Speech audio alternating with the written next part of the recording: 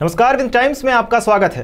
पूर्व मंत्री व मध्य प्रदेश कांग्रेस कमेटी के उपाध्यक्ष रीवा महाराज पुष्पराज सिंह ने प्रभारी मंत्री व पार्टी के कार्यक्रमों में न बुलाए जाने से नाराजगी जाहिर की है।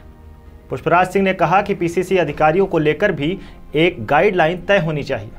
सरकार बनने के बाद पार्टी पदाधिकारियों की उपेक्षा अच्छी बात नहीं। साथ ही उन्होंने कहा कि जन समस्याओं से संबंधित कई पत्र मुख्यमंत्री व प्रदेश प्रभारी को दिया जा चुका है, लेकिन आज तक उसमें कोई कार्यवाही नहीं हुई।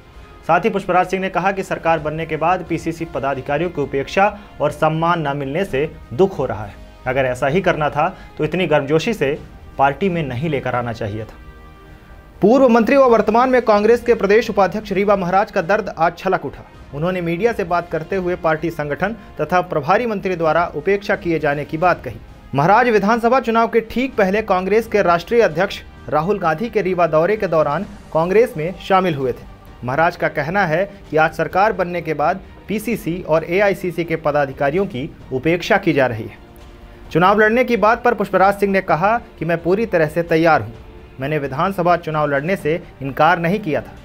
पार्टी ने जैसा निर्देश दिया वैसा ही किया, लेकिन अब ये उपेक्षा बर्दाश्त नहीं होती। लेकिन मैं एक जनरल बात जरूर निवेदन करना चाहूँगा कि एक पीसीसी से गाइडलाइन चला जाना चाहिए, और वो गाइडलाइन ये है कि जो भी एआईसीसी के और पीसीसी के पदाधिकारी हैं उनके साथ एक तालमेल रहे गवर्नमेंट मशीनरी का या गवर्नमेंट रिप्रेजेंटेटिव का, और वो उनको लेकर साथ चलें, जिससे उनका भी सम्मान बना रहे, क्योंकि वो लोग भी जनता के साथ जुड़े हैं। उनकी भी सीधी डोर कहीं ना कहीं जनता के साथ जुड़ी है, तो उनकी उपेक्षा नहीं होनी चाहिए। मैं किसी भी चुनौती के लिए तैयार हूं। मैंने ये कहीं नहीं कहा था कि मैं विधानसभा के लिए तैयार नहीं हूं। मुझे जब कहा गया कि आप पीछे हो जाइए तो फिर मैं पीछे हो गया। मैंने पूरे मन से काम किया, और ये सारे लोग जानते हैं कि मैं लगभग अकेला व्यक्ति था जिसने दावेदारी नहीं प्रस्तुत की जब मुझे कहा गया, लेकिन मैंने मन से हर जगह पर काम किया। आज वो मुझे पूछ रहे हो ना पूछ रहे हो, वो उनकी मुश्किल नहीं। देखिए, दुख तो हो रहा है, दुख तो होता है, और या तो फिर आप उतना जनका मंका करके लाते नहीं, उसको कम से कम मेंटेन रखते। कम से कम प्रभारी मंत्री उठा कर टेलीफोन कर सकता है कि भाई मैं आ रहा हूँ सर आपके क्षेत्र में। वो हमसे जूनियर रहे हैं, जबलपुर में मैं प्रभारी मंत्री रहा हूँ, तब वो कुछ नहीं थे। कम से कम इतना तो एटिकेट है, पूछ सकते हैं।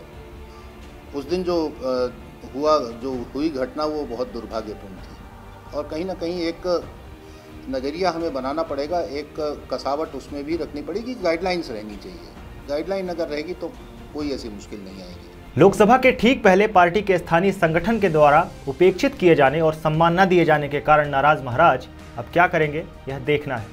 वैसे सूत्र तो यह भी बताते हैं कि महाराज चुनाव तो लड़ेंगे। अब पार्टी टिकट देती है या वो बगावत करके लड़ते हैं, यह देखना दिलचस्प होगा। इसी तरह की तमाम खबरों के लिए बने रहे विंग टाइम्स के साथ। धन्यवाद।